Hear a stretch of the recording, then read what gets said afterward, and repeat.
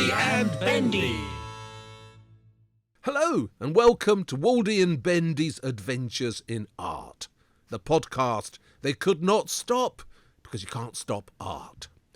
Now, if I were an anagram, I would be Mad Jazzneck Walrus. But as I'm not an anagram, I remain Waldemar Januszczak, art critic of the Sunday Times. And I'm joined at the helm of this flagless flagship of a podcast by the art historian, Dr. Norvan Grosbode. At least I would be if Dr. Norvan Grosbode was an anagram as well. But he's not. Oh no. Instead, he's Bendor Grosvenor, our very own Bendy. Bendy, I can actually see you as Dr. Norvan Grosbode. It's rather a good name, isn't it? And, well, surprisingly enough, I can really see you as a mad walrus.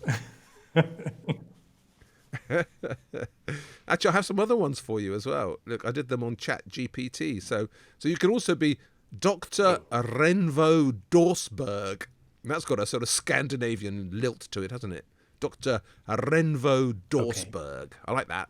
You can't do Waldemar Januszczak, can you? You can't spell it anyway, and you certainly can't do any anagrams of it, because there aren't very many to do, are there?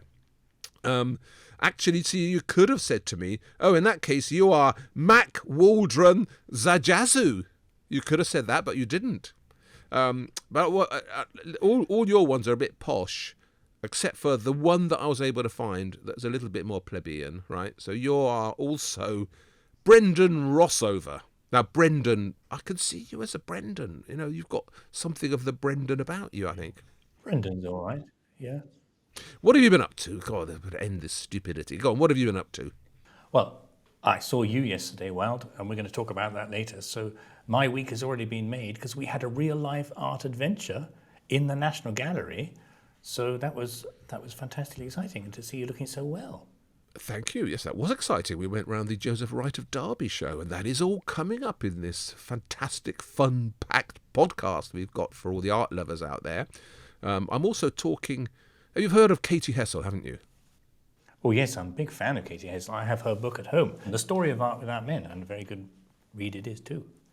Yep, she's a fantastic presence in art, a real do-gooder, and also a very wonderful and exciting and lively person. So we'll be talking to her as well about her new book. Now, before we do any of that, Brendan, you and I, we're paid-up art lovers, aren't we? So loving art is what we do. So I guess we've always suspected that art is really good for you. But you know what, Bendy? That suspicion has now officially become a fact.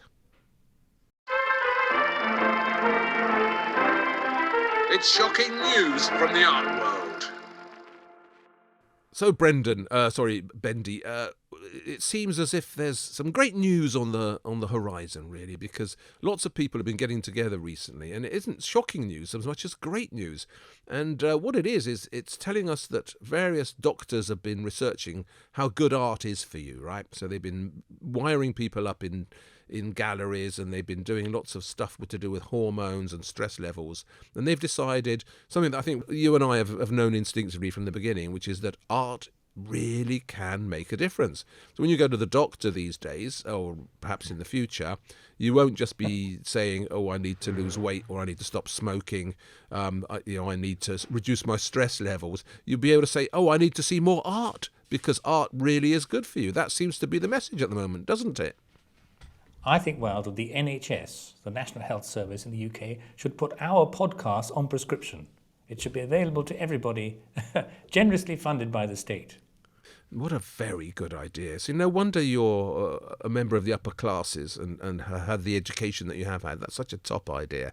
But it's an interesting project, wasn't it? And when I first read about it, I thought it was a little bit... how can I put it, a little bit amateurish and not necessarily all that convincing. It's not as if half the population of Britain have been involved in this study, have they? So the main investigation took place, I think it was 50 people, went to the Courtauld Art Gallery, and they were wired up by Imperial College in London, so top scientific university. They were wired up for their various responses in front of various pictures. And they were stood in front of Gauguin, they were stood in front of Manet, Van Gogh, Toulouse-Lautrec, and their responses were recorded, including their hormone levels, their heartbeats, the temperature of their skin, and all that, it said in this report, added up to convincing evidence that actually there is a genuine physical impact on you when you look at art. So it's pretty impressive, isn't it? Although I wouldn't say it's the biggest possible survey of people, sending 50 people to the Courtauld Gallery, but still, it's a start, isn't it? Now, of course, I agree that art can make you feel happy and healthier and is as good for you as running a marathon. But let's be honest, Wald, what's really happening here, and I've seen this all before, and I'll tell you why in a second, what's really happening here is that various museums and arts bodies are trying to figure out different ways to tickle money out of the government. And one of the ways that they sometimes do this is by telling the Treasury, the Chancellor of the Exchequer, for example, that art is not only something to value intrinsically for its own merits, but because it's actually good for us in some other, what they call instrumental way. And one of the ways they try and say art is good for us is by saying it's good for our health. So you, every now and then, when money's tight, and I saw this when I used to work in politics about 20 years ago, when money's tight, you get these studies saying, you should keep funding our museum because we'll save you money on the health budget and the crime budget and the mental health budget and so on and so forth. Bendy, you've broken my heart. So you're telling me that the whole thing is a kind of sleight of hand, a governmental sleight of hand, and that actually it's not true, that art isn't really good for you? Come on, I mean, you must know from personal experience how wonderful and relaxing and how healthy it is to look at art. Come on, from personal experience, what do you think about the study then? Forget all your conspiracy theories. No, I totally agree it's good for you, but the only important point to make is that actually if the museums start valuing themselves and being paid for these kind of slightly suspicious health outcomes, then very quickly you don't get, say, an exhibition on artists that you and I love, like William Dobson and Anthony van Dyck. You begin to get kind of slightly skewed exhibitions, trying to sort of geo-engineer an outcome that art can't really do for us. But, let's put my cynicism aside, Wald. I can clearly see that it's worked for you, and that's why you're svelte and I'm so svelte, and we can run the 100 meters in under 10 seconds because we look at art all the time. So what more proof do you need? Oh, dear me. Yes, funny enough, looking at this Courtauld Institute investigation, so they went to the Courtauld Gallery with these 50 people and they stuck them in front of the Manet, the Van Gogh. Now, if you actually look at the pictures they put them in front of when they were measuring them, so it was Manet's Bar Folie Bergère. Now, we've talked about that on this podcast, and it's a depressing picture. It's a kind of accusation of ghastly bourgeois behaviour in rich France, where predatory males were leering at and predating the waitresses at the Bar Folie Bergère. So that shouldn't really set off any very positive feelings. The other one was the Van Gogh self-portrait with bandaged ear. Now, I mean, that's a picture that shows poor old Vincent, a couple of days after he cut off his ear, with his ear all bandaged up and basically suffering and on the verge of insanity. So there's certainly no correlation between the subject matter of the art that people look at and the good feelings they get from it. That's something that the study absolutely proved. One of the doctors who was involved in this project, so it's a Dr. Semir Zeki from the University College in London. So he says that basically looking at art triggers the same sorts of feelings that you get when you fall in love. That's very optimistic, isn't it, Bendy? Did you feel that when you fell in love? Was it like an art experience? Without going into too many details, Wilder, no, it wasn't at all like going around a museum, but I think we should swiftly move on. Otherwise I'm going to be far too cynical and blow all these valuable research findings out of the water. So, listen, Bendy, you don't necessarily believe all this information about the new research into how art makes you feel good, but I have managed to collar somebody to talk about these sorts of issues who I think is far less cynical than you, And altogether, a brighter interview in many ways, because I've been talking to Katy Hessel. She's the celebrated author of The Story of Art Without Men. So that's basically the story of art without you and me, Bendy. We've been redacted from her story, probably rightly so. And yes, I spoke to her, and her new book, in fact, tackles these kinds of questions. The interview. So I'm with Katy Hessel, best-selling art author, pioneering podcaster, founder of the Great Women Artists website, occasional Vogue model, and very, very, very energetic art world presence. Katy, it's lovely to have you on. Thank you so much for having me. It's great to be here. So, Katy, we've been hearing from various scientists about how art is really good for you, and we're going to get into that with you as well, sort of, because you've written a book about it. But first of all, we can't have you on the podcast without remembering your last book, The Story of Art Without Men. What a success that was. I mean, it sold all over the world, various international editions. Everybody was talking about it all the time. I mean, were you surprised by the scale of the reaction? And indeed, what an incredibly positive reaction it was too. I think it's just so wonderful. This is clearly an era of art history that was, people were hungry for. And that's the exciting thing. I mean, I'm so thrilled that people are talking about it because they're talking about these fantastic artists who were either written out or forgotten. And actually, the brilliant thing about that is that they're such fantastic artists. So, it's so exciting that we should be learning about Artemisia Gentileschi or Lavinia Fontana or Julia Margaret Cameron or, Susan Valadon or whoever. And these stories by these artists, I mean, they were just as trailblazing. And actually, when we erase a certain history, people are looking for them. People are going to be out there searching for those stories. So it's just delight. I mean, I could talk about it all day. Indeed, you should, because it is a very important subject. I mean, is there something that women artists brought to art that wasn't there before, that you noticed in writing that book and in researching it? Well, funnily enough, for my next book, what I'm writing at the moment, I'm really looking at the female perspective, and I'm really interested in subjects from a female perspective. So, for example, let's take the Virgin Mary, or subjects like war, or subjects, whatever. These huge subjects that have been tackled by art history, huge themes. And, when we think of something like war, we think of battles or something, but then Kata Kollwitz shows us actually what happens at home. Who has to pick up those pieces? We think of the Virgin Mary as this kind of, idealised Madonna and child, but actually what did she go through? And we look at sort of someone like Paul Arago's version of the Virgin Mary.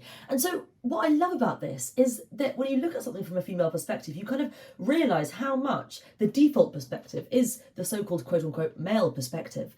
And so what it does, it just opens up your eyes to something else. And, as a woman, you think, oh my God, that's so true. And I love that because it sort of brings something alive in the best way possible. And also that's totally not also to sort of degrade or, censor anything of the male perspective. I think that we should have everyone's perspective because then it just becomes so much richer, so much more exciting and accessible.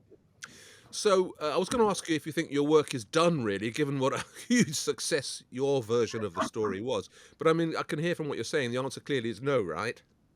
Absolutely not. I mean, I have a podcast, I have an Instagram, and the reason, my book came out a couple of years ago, but the great thing about, as you do as well, writing, whether it's newspaper columns or whatever, is you can continue doing that work. The great thing about art history is that it can take you around the world and you can never, ever run out of it. I mean, I will be 90 in 60 years time and still be kind of finding new artists, because also the exciting thing is that someone is making that artwork that you're going to be looking at in 10 years time, perhaps right now, and commenting on the world right now. And I love that because again, the reason why we love art history is because it is the history of the world through an individual's perspective. And if anything, it shows us the real deal. It shows us a physical object that was made there and then. And also it shows you something from the personal perspective, which is why I sort of hate it when people say, oh, art's not for me or whatever, because actually art history can encompass every single subject. You're interested in science, there's artwork about technology or the environment or something. You're interested in literature, look at a Joan Mitchell pastel of a James Schuyler poem or a portrait of your favourite author or something like that. So there is something for everyone. It's so exciting. I was going to ask you, let's move on now to your new book, How to Live an Artful Life, but you sort of answered a lot of it already in that enthusiastic response of yours. But I mean, more specifically, what were you trying to do with this? I mean, obviously, I agree with you 100%, 10%, that art is what makes everything such great fun in travelling. But in this book, you're being a little bit more specific than that, aren't you?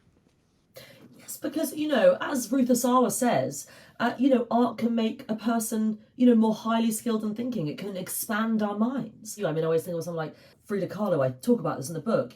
Look to icons. My icon's Frida Kahlo. She's made me feel, in those really kind of low moments in life when you feel like, oh my God, I'm the only person in the world who really thinks like this. You look at an artwork and you think, oh, they actually went through that as well. When I look at someone like Frida Kahlo's self-portraits, you really feel something magical. The way that she even sort of paints tears like white crystals or something. She kind of makes something that was painful beautiful. And art can do that. It can take you out of something and it can show you wonder. And, art is also the only thing that human beings, it's the thing that we do, which is different to every animal or species on this planet. We can sort of reflect the world back to us in this magical thing called art, whether it's film, whether it's books, whether it's painting or paper or something. But that's how you feel, which I totally agree with and love.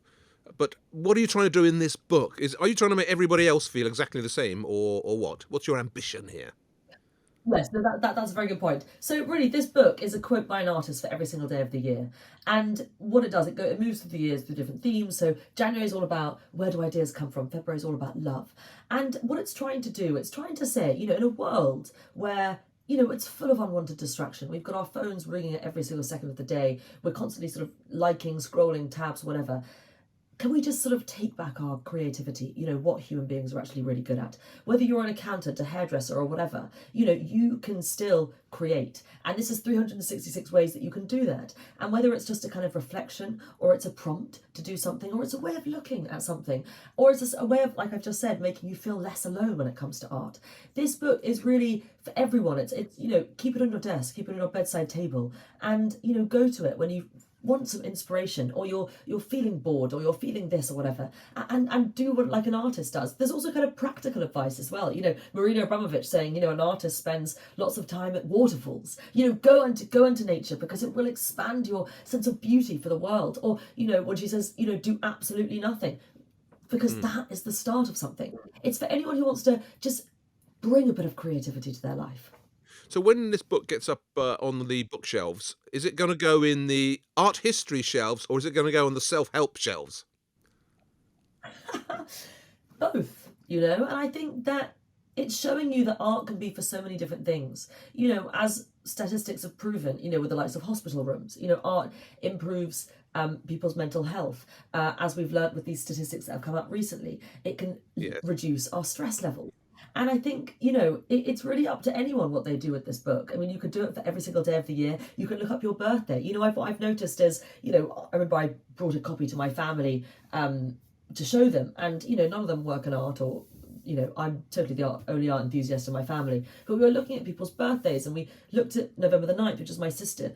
And there was a quote by Maggie Hambling talking about grief. And suddenly it sort of sparked this huge conversation about grief in my family that we'd actually never had. Maybe it is an artist who have said these words or it's a picture that you're looking at, but it can spark very human conversations. And, if anything, like art does in general, it can bring people together. So I looked up my birthday, right, the 12th of January, and unfortunately you've got a quote in there by Tacita Dean, who's not one of my favourite artists. I find her work sometimes makes me yawn a bit, to be really brutally honest with you. But it is good advice. She says here, right, we're very sorry. It's very important to allow yourself not to be fixed by your original idea. Now, and she goes on a bit, but that is a lovely thought. I'm like all critics. I change my mind, but I find that as I write a newspaper column every week, sometimes it's a bit embarrassing to say somebody you've dismissed in the past is actually now a great artist. So it's a practical bit of information, and that's what you sort of give. Every page of these 366 pages, every page kind of presses some buttons, doesn't it? And you hope that what people will do is look at it, think about it a bit more, read your little bits of commentary about it, and just have a bit more fun that day.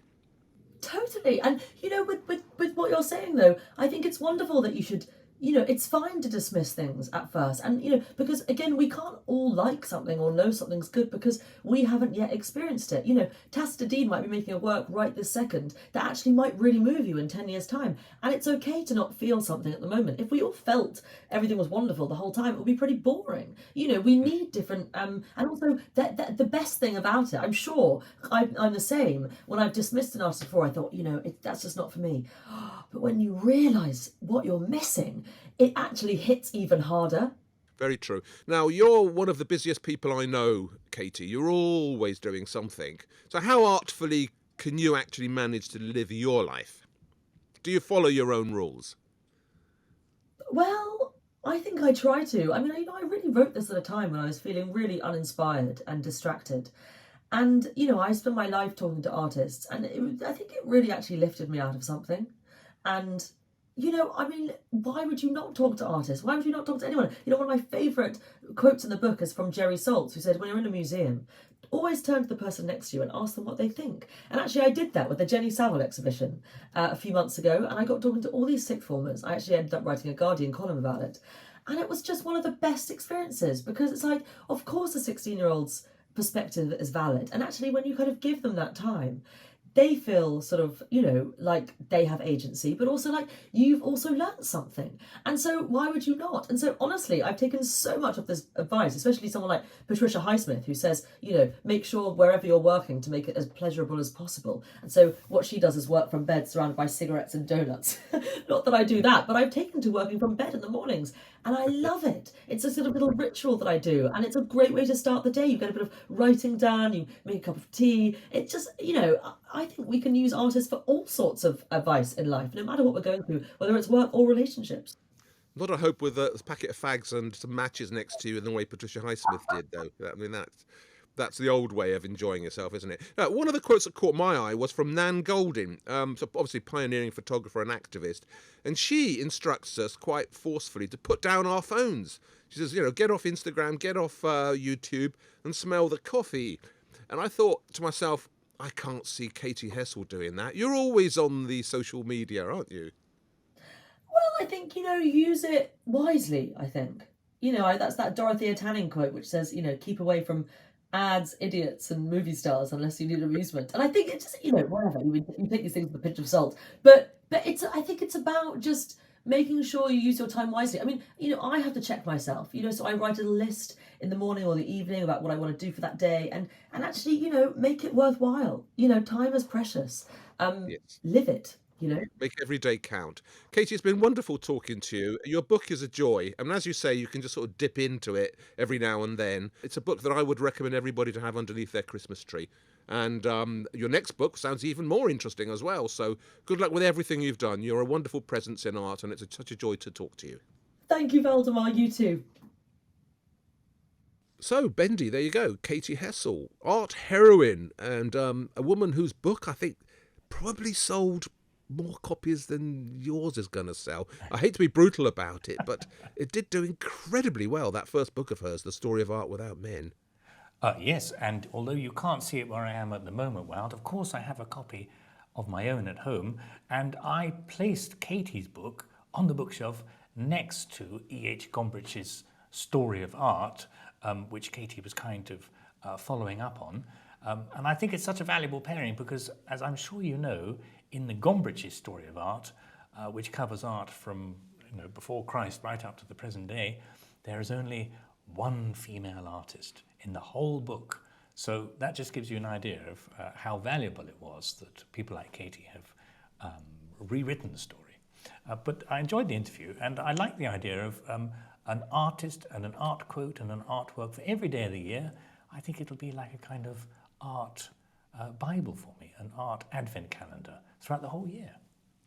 Bendy, what's your birthday? Let me look at what your day is then. So what actually, when were you born? Oh, it's coming up soon, Well, the 27th of November, so only a few weeks for you to get me a lovely present. Hang on, 27th of November, Bendy's birthday. I will put that in the diary. But I've looked it up in, How to Live an Artful Life. Bendy, you should listen to this, by the way. This is going to help you a lot in your life, right? It says, find reflective rituals to support your work. So it's a quote by somebody called Daniel McKinney, who's an American painter. He says, my artistic process is straightforward. I begin by sitting in quiet reflection, allowing myself to pray and find tranquility before I start creating. So that's his advice to you.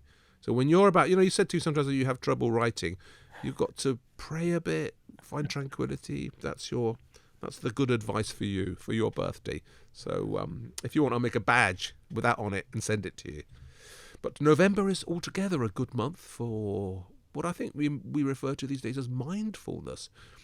All the way through these November bits in her book, it just tells you to slow down, take things more gently, really feel things. When you go to art galleries, really look carefully if you can. So these are lovely, lovely thoughts, aren't they? I'm always up for a bit of quiet reflection.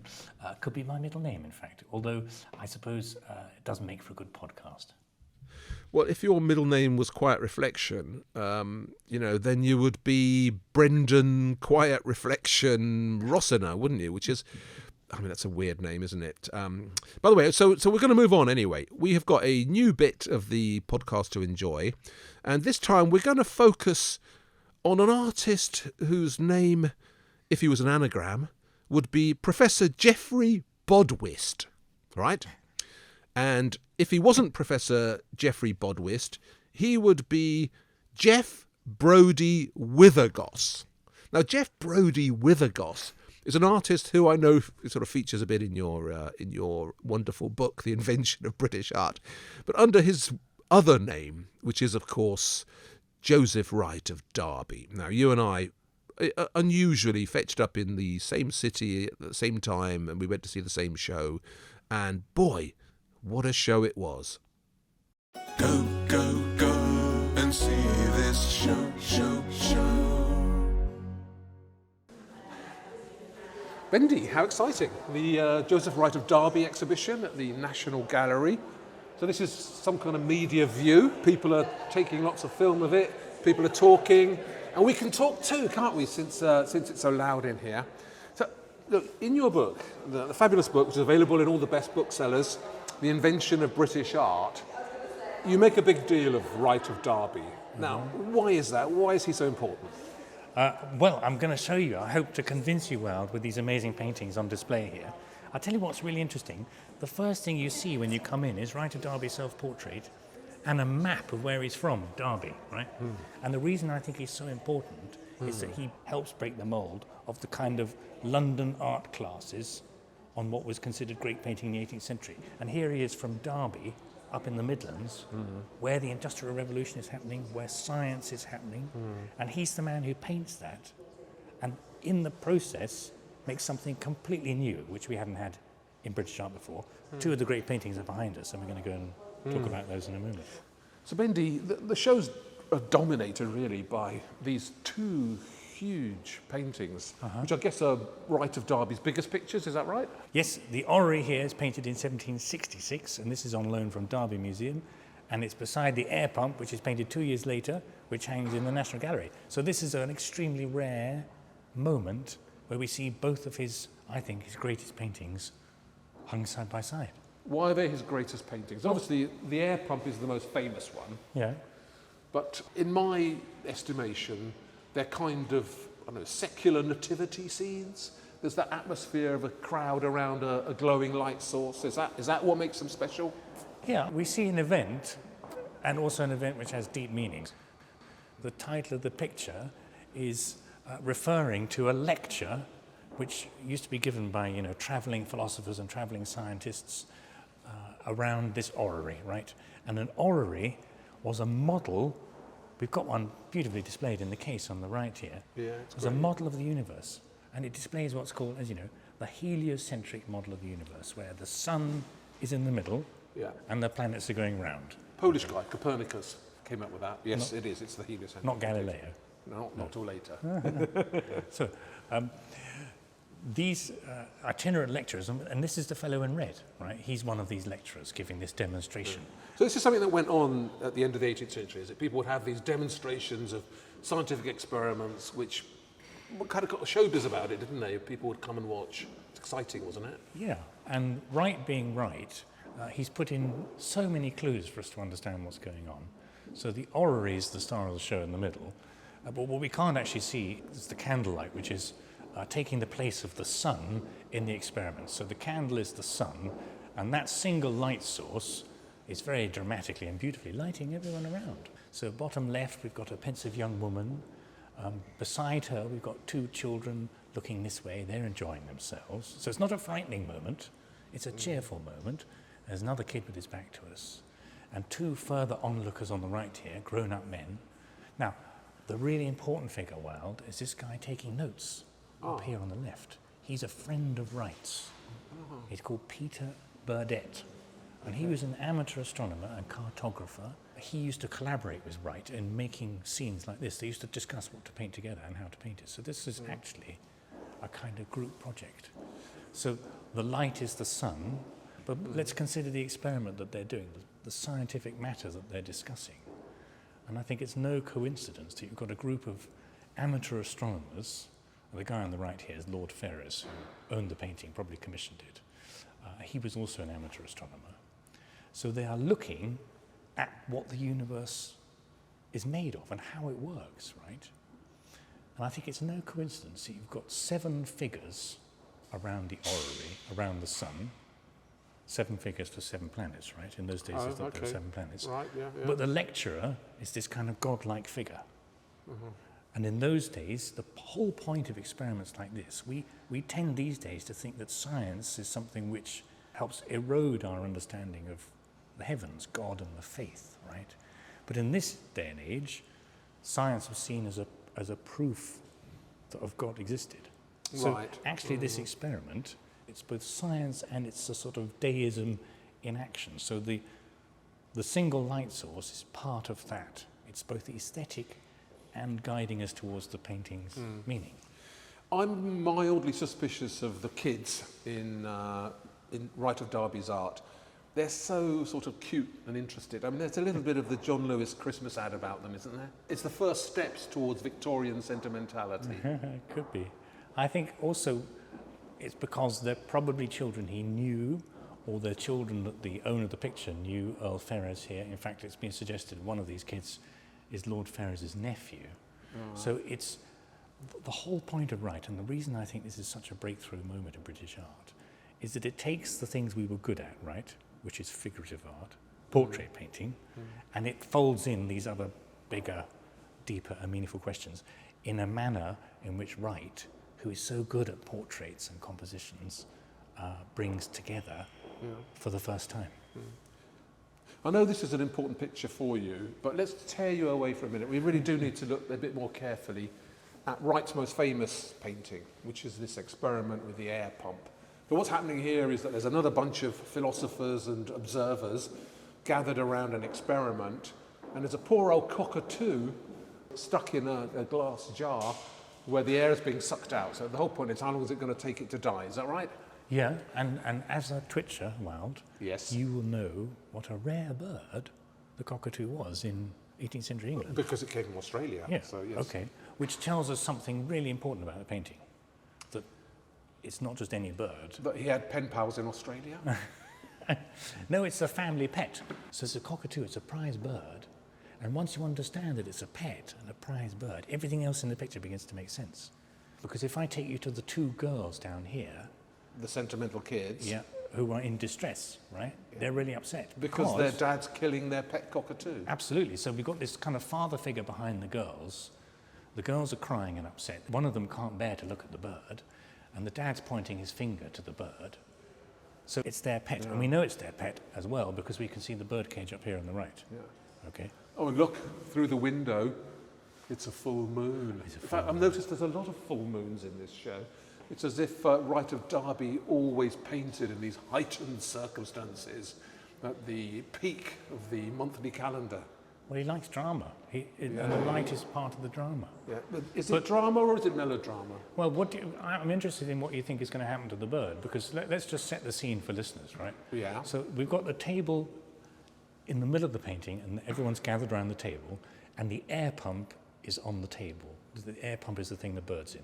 And the air pump was part of an experiment to demonstrate what happened in air, in the atmosphere. Yeah, oxygen. And it worked by cranking this handle here to suck air out of the glass chamber, yeah? In which case the poor old cockatoo, who's in the glass chamber, begins to suffocate. And we see it suffering here. Yes. Now, behind the air pump, we've got another one of our kind of philosophical, godlike figures. Looks like Einstein, doesn't he? He looks like Einstein. He's got long grey hair, he's got a red robe, and he's got his hand on a little handle above, at the top of the air pump chamber. And he's controlling the experiment. And everyone else is around the table participating in it. I've got one question, right? You'd call Wright a supreme realist, wouldn't you? Yes. How did he get that bird into the glass jar? There's not enough room at the top for it. Well, it's interesting. How would he get it in? He has adapted existing air pump jars, so it's bigger and taller. This little pillar here, none of them actually had this pillar. So he's elongated the air pump to help make this kind of pyramidic composition. A big triangle, yeah. And to put the lecturer's hand at the top, which is controlling everything. But, wow, can you see what the lecturer's other hand here is doing? He's pointing to this fellow sitting holding a stopwatch, right? Oh, okay, yes. So the philosopher who's controlling the experiment is talking, communicating to the guy with the stopwatch who is timing the experiment. Yeah. So they're going to save the cockatoo just at the last moment? Well, that's the question. What do you think? Oh, definitely, definitely. Do you think the bird... Otherwise there'll be no point in having a stopwatch. Yeah. So they're going to save it, and there's two little girls who are sobbing their eyes out. They're going to clap and be relieved. Well, this, I think, is the key moment of the painting, right? Most people see this and assume it's about kind of cruel things and science being a kind of barbaric, you know, we have to kill the animal to find the truth. Oh, yeah. But actually, Wright takes us to the point where the bird lives. And that's why these two girls are just at that moment, it's the moment of relief. So the tension is gone. Oh, has it gone? And this little girl is actually looking up to see her bird, her pet bird, flapping back into life. Surely we haven't got to that point yet. No, we have, because the bird is rearing up again. That could just be rearing down. No, it's rearing up. And the father figure is actually, he's not being unkind and saying, no, your pet bird must die for science. He's actually saying, it's all right, darling. Oh, he's saying, stop crying, it's actually okay. It's okay. The air pump came with a book of experiments. And one of the experiments makes it clear that you open the valve in time and let the bird live. And all of this, it comes back to, we think science was about challenging faith, but it was all part of what they call the design argument, which is that science kind of helps us understand the universe, and therefore the godlike figure, the deity, who's in charge of everything. I mean, that's great hearing you explain all that, but the picture itself, I mean, you do really have to know an awful lot about it to understand it in the way you've understood it. Yeah. Isn't that a shortcoming in a great artist? You need all the texts to go with it. Well, I think you've got to understand, in the time it was painted, viewers like you and me would have had so much more knowledge about the context and the experiment. We probably would have seen an experiment like this, so we would know. We would have a good idea the bird's going to live. Right. Well, I think I'm just too stupid to play all those roles at once, Bendy. Let's go and look at something simpler. So, Bendy, like, the rest of the show seems to me to send other kinds of messages. I mean, what's this picture about? I found it a little bit creepy. Old man leaning over the shoulder of a young girl. What's happening here? A girl reading a letter with an old man reading over her shoulder, says the title. I think it's a dirty old man painting. Yes. And I love the fact that Wright has painted the dirty old man's hand with such detail. You can see he's got one of those long thumbnails, which is really filthy. You know, the kind that certain people pick their nose with. Oh, yeah. But you go on about me with your thing about the male gaze, which I always agree with totally. I mean, doesn't this disqualify him a bit, this image, or is that just a misreading? No, because I think the sympathy is with the girl reading the letter. Oh. What's the letter about? What do you think that's actually happening here, do you think? I have no idea, I'm afraid. I think the letter is a device to shield us from the light. The light, yeah. See, that is the brilliant thing. This is going on here as well. Two boys fighting over a bladder. Now that's an extraordinary image, isn't it? Well, nobody at the time had the facility to both paint and draw, in England at least, two figures doing this kind of action. No, I think this is actually the most extraordinary picture in the show. I think in terms of never having seen anything like it before, this is the one that really grabbed my attention. It's such a curious composition. So this figure completely blotting out the foreground of one boy, and the other one lit by this light which has kind of disappeared behind the bladder. And the bladder is some kind of like an early balloon, isn't it, that they used to play with. Pig's bladder they used to blow up. But it's being illuminated by a candle they've knocked over, and that's throwing all this spooky light up at this weird fight that's going on. I mean, that is a picture out of nowhere. I think you could look through the whole of British, forget British art, all of European art, and I don't think you'd come up with an image that is quite as weird as this. It's very interesting. The exhibition opens with these two pictures around the corner, which show people studying classical statues, which was the kind of perceived way artists were supposed to train. You know, drawing Roman gladiators in poses, muscly figures. Do that again. Yeah, just like me, muscly figure, right? And like you're the nymph. I am. But the point is, I think those pictures Wright is taking the Michael out of that school of thought. Because as you say, no one is doing this. No. And no one was taught to do this.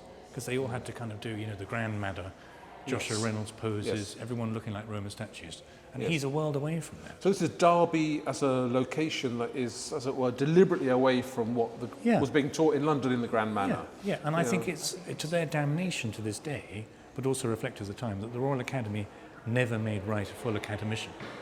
He was always just an associate. He was the man outside. Yes. And to a certain extent, he cultivated that because he challenged the prevailing wisdom. But it didn't do his career any favours at the time. Yes. There's one around the corner which I wanted to look at with you, The Philosopher by Candlelight. Now, one of Wright's issues, I think, is he had a little bit of problem with scale, wouldn't you say? I mean, to me, this chap in the cave, who again looks like Einstein, like all his philosophical heroes, they all look like Einstein, he seems very large compared to the two kids that found him in the cave. So there's a kind of strange mismanagement of scale, isn't there? I was deliberate. Which would have annoyed the Royal Academy, for sure. No, it was deliberate. Was it? Yeah, so at the time, there's this Jean-Jacques Rousseau, the great philosopher, is staying in England. He's kind of in exile from France. And Rousseau, being extremely eccentric, spends his time in a cave. And Wright would have known this story. So this is basically a reflection on that. And Rousseau is thinking, obviously, great Enlightenment thoughts. And he's literally the great man, right? Whereas But he's actually holding a skeleton that he's moving the bits of, isn't he? Yeah, because he's... mortality, issues of it's mortality, and he's thinking about what makes us and what makes the world tick. The two figures, who, as you say, are on a smaller scale. Yes. Look what's on their hat. Can you see what's on their hat? Pilgrim signs? Yeah, pilgrim badges. Quite right. Okay. So they are reflecting the old faith. They're Old not and just two new. pilgrims who've come across an old bloke in a cave. Well, no, they are come across an old bloke in the cave, but they're recoiling, and they're slightly terrified because he's thinking great new thoughts. Right. All of these pictures, I genuinely believe that they're asking. That's why they're so important, and that's why they're so radical.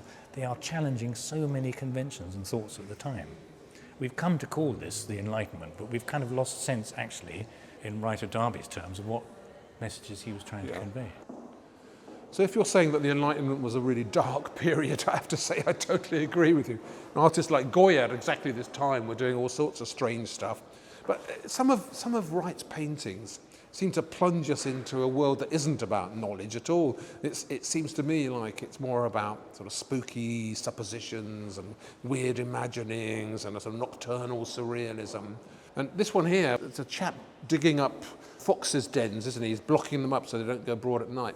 But what a strange image. Look at this strange foliage, full moon again, and a slightly badly painted figure again. His anatomy's not great, is it, in this one? Oh, I think it's fine. What don't you like about it? No, his head seems to be coming out of his shoulder. No, I think No, it's just... come on, that's bad anatomy. Look at that bit there. Well, not that it matters that much, because obviously that's not the key thing here. But what's this picture about? What should we be noticing? Well, here? the earth stopper is the man who goes around stopping up the foxes' earths so that the foxes can't go back to their dens.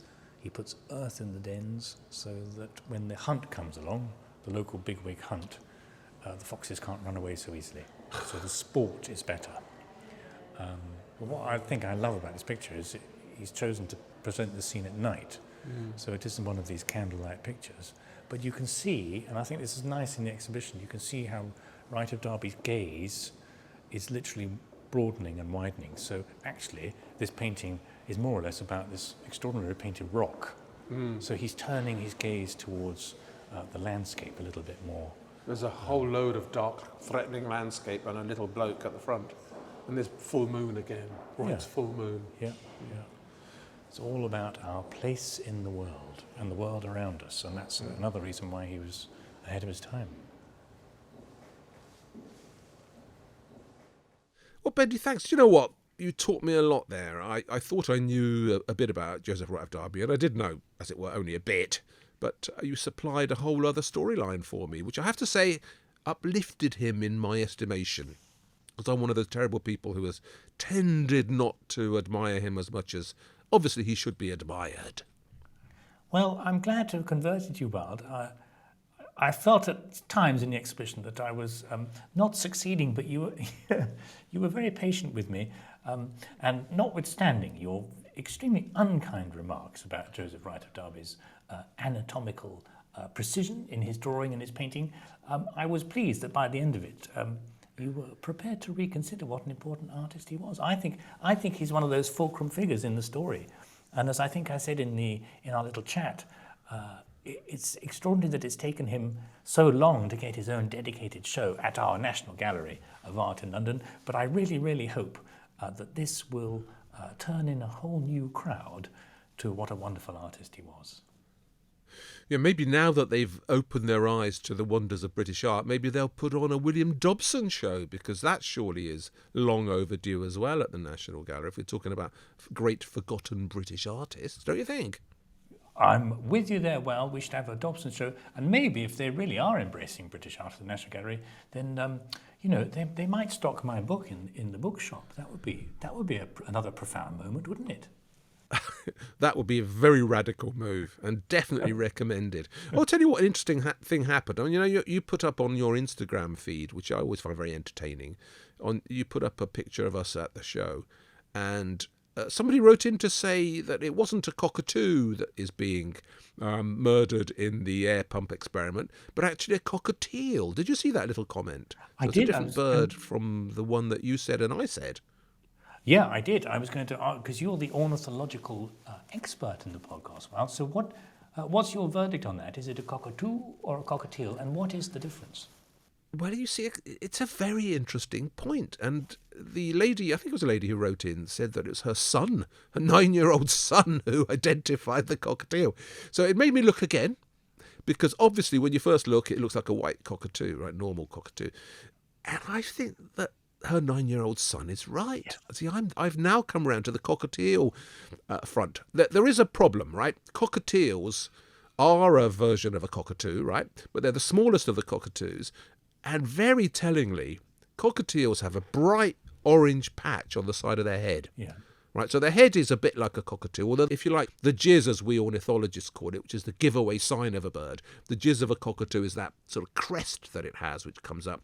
The crest of a cockatiel is slightly different from the crest of a cockatoo, and this one does look much, much more like a cockatiel crest than a cockatoo crest. But what is missing is this big orange mark on the side of its chin, which all cockatiels have. So I wonder perhaps it's a sort of imagined bird to an extent, or perhaps he was using a stuffed bird, and a lot of these colours of birds fade over time. I mean, I've got some stuffed birds that I keep in my taxidermy collection, and the colours can fade. So perhaps it had faded, and so this sense of being overall white is actually pretty deceptive.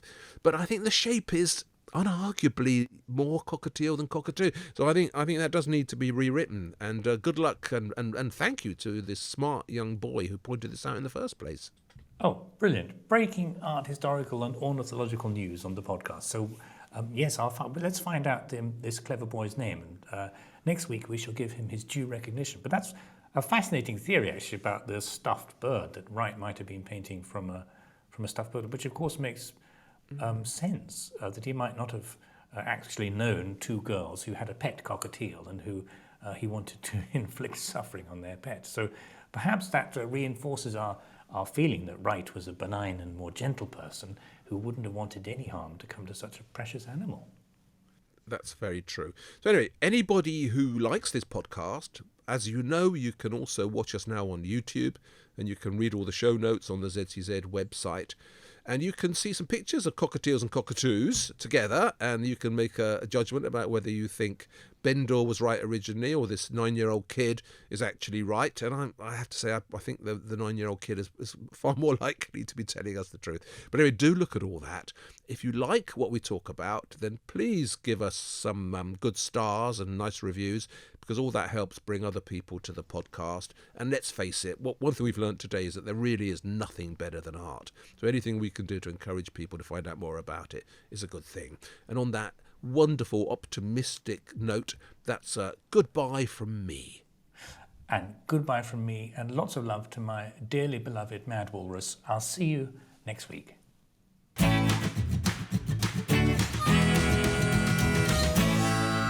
Waldy and Bendy.